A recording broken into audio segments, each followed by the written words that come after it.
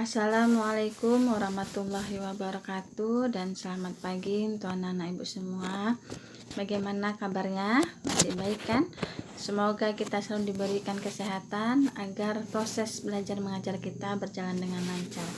Oke, untuk materi selanjutnya kita akan membahas mengenai analisis peluang usaha, di mana peluang usaha itu bisa dikatakan dengan opportunity, yang merupakan kesempatan yang muncul dari suatu kejadian atau momen untuk melakukan suatu usaha.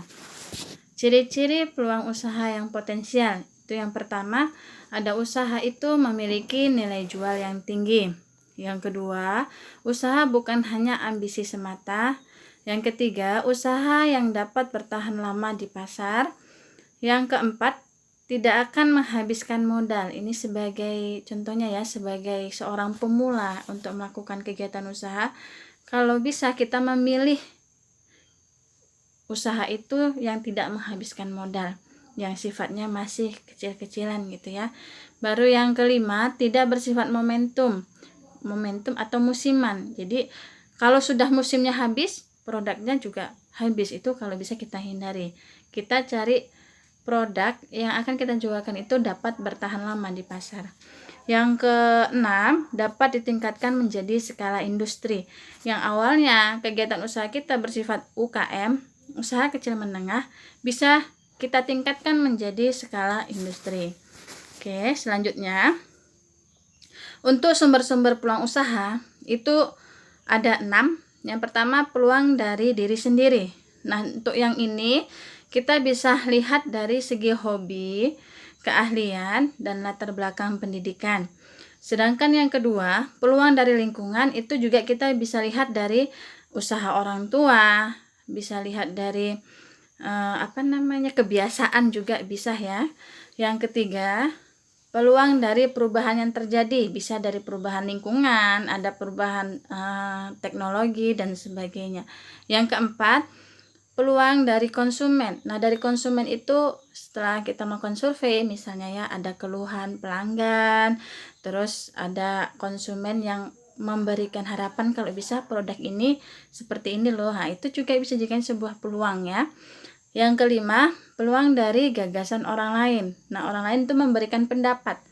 Nah, dari situlah kita bisa jadikan suatu peluang juga. Yang keenam, peluang dari informasi yang kita peroleh gitu ya. Selanjutnya, ada faktor kegagalan dan keberhasilan dalam peluang usaha ya. Yang pertama itu faktor keberhasilannya, peluang mempunyai ciri-ciri peluang usaha yang baik.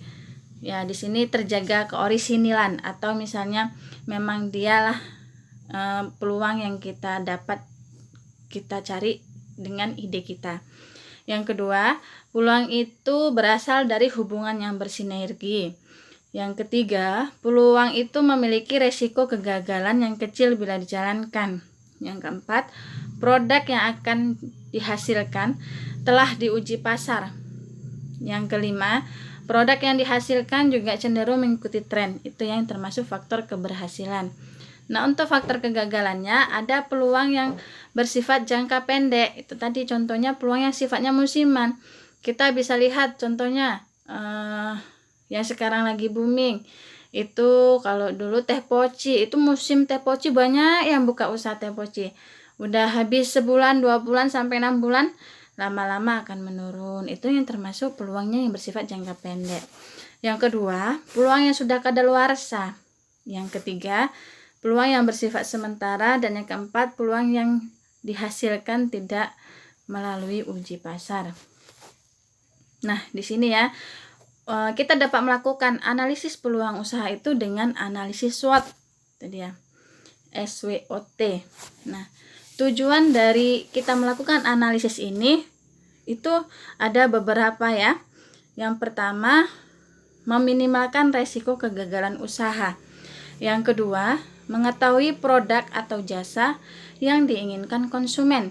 Yang ketiga, dapat mempermudah dalam menentukan teknik pemasaran yang tepat ya. Baru yang keempat, kita dapat mengetahui persaingan yang terjadi di pasar. Itu gunanya kita melakukan analisis SWOT untuk menetapkan peluang usaha. Oke. Nah, analisis SWOT ini yang pertama ada strength ya, atau yang disebut dengan kekuatan.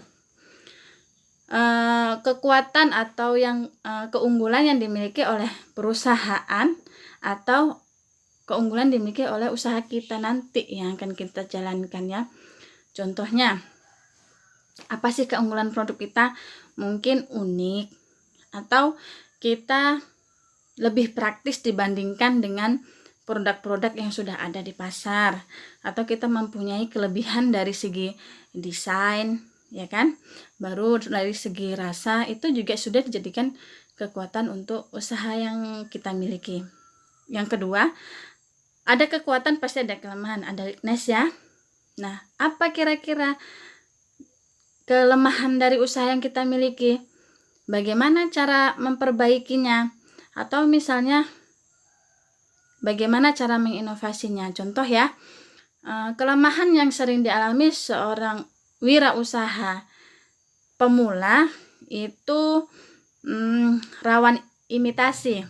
Rawan imitasi itu berarti gampang ditiru gitu ya. Banyak yang menyamain dari produk yang sudah ada. Jadi gimana kita memperbaikinya? Bisa kita menggunakan hak paten, atau bisa kita membuat inovasi atau perubahan baru untuk keunggulan produk yang kita miliki. Yang ketiga, itu ada opportunity. Nah, opportunity itu kesempatan ya yang dimiliki oleh suatu perusahaan untuk mengembangkan usaha di masa yang mendatang. Contohnya apa? Kalau peluang kita bisa analisis dari lingkungan sekitar, mungkin produk yang kita hasilkan itu belum banyak saingannya. Nah, bagaimana caranya kita kalau bisa ini ya, kalau sudah belum banyak persaingannya, kita kalau bisa itu membuat produk itu terus tetap kita melihat dari tren-tren, atau misalnya yang masih booming gitu ya di saat ini untuk perkembangan usaha kita gitu ya. Selanjutnya ada threats, ada ancaman juga ini untuk analisis SWOT ya. Ancaman itu bisa dikatakan kendala yang bisa menjadi usaha kita sulit berkembang. Contohnya apa? Kendala yang kita hadapi itu persaingan dengan produk yang sama. Itu dia. Banyak usaha-usaha kita yang menyamain dari pesaing-pesaing yang lain gitu. Jadi gimana caranya kita, itulah strategi dari pemasaran kita yang harus berbeda dengan pesaing yang lain. Nah, di sini ya, setelah kita melakukan analisis SWOT, kita bisa tahu ini bagaimana pemanfaatan peluang secara kreatif dan inovatif. Itu bisa kita pilih dari keenam ini ya, mana yang paling cocok dan mana yang paling bisa kita lakukan untuk melakukan kegiatan usaha. Yang pertama itu ada make modification. Di sini adanya perubahan ya dari produk yang sudah ada, kita kasihlah modifikasi sedikit. Contoh di sini ya, yang lagi booming di Bagan Batu ini kan produk-produk makanan ya, khususnya kayak minuman gitu kan, yang awalnya rasa original cuman coklat apa, nah kita modifikasi dengan rasa blueberry, rasa anggur dan sebagainya. Itu kan salah satu daya tarik dari usaha yang kita buat. Yang kedua, make it better, itu menjadikan produk lebih baik. Misalnya yang produk kita itu menjadi lebih enak, lebih cantik kemasannya, baru lebih ekonomis harganya, tapi tetap kita mengunggulkan dari kualitas produk kita. Yang ketiga, make it the first, itu produk yang kita hasilkan itu menjadi produk yang pertama yang belum ada orang lain melakukannya gitu ya. Yang keempat, make it special product. Ini produk yang khusus. Contohnya, kita Kalau misalnya buat usaha jasa, misalnya jasa pengeprintan foto, ya khusus untuk pengeprintan foto, tidak ada fotokopi atau tidak ada yang lain-lain ya.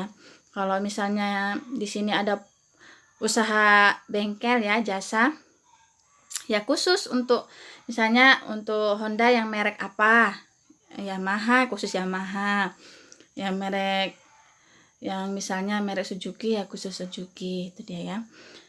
Yang kelima, cloning, meniru habis tetapi merek berbeda. Contohnya di sini kan banyak usaha-usaha dagang yang kayak makanan KFC gitu ya. Sebenarnya sama KFC itu, ayam goreng, tapi dia mereknya berbeda. Ada KFC Surabaya, ada KFC Oke, ada KFC Quality. Itu kan sama bentuk usahanya tapi beda mereknya. Itu dia ya. Yang keenam, di situ ada substitusi. Di sini produk pengganti. Oke ya. Nah, cukup sekian penjelasan dari Ibu. Ibu harap dapat dipahami. Kalau memang belum paham, boleh komen ya. Oke, Ibu akhiri. Wabillahi taufiq wal hidayah. Assalamualaikum warahmatullahi wabarakatuh.